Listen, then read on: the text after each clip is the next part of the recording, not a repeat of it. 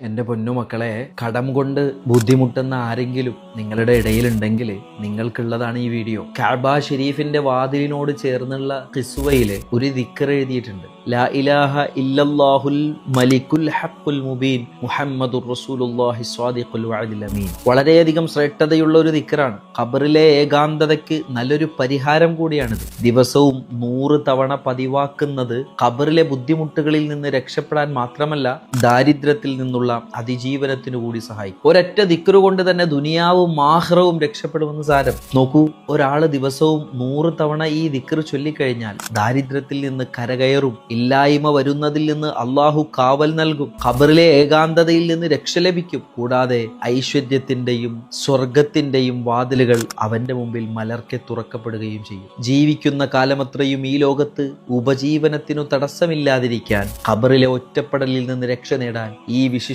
ദിക്ർ പതിവാക്കാൻ അല്ലാഹു സുബ്ഹാനഹു വ തആല നമുക്കെല്ലാവർക്കും തൗഫീഖ് നൽകി അനുഗ്രഹിക്കട്ടെ.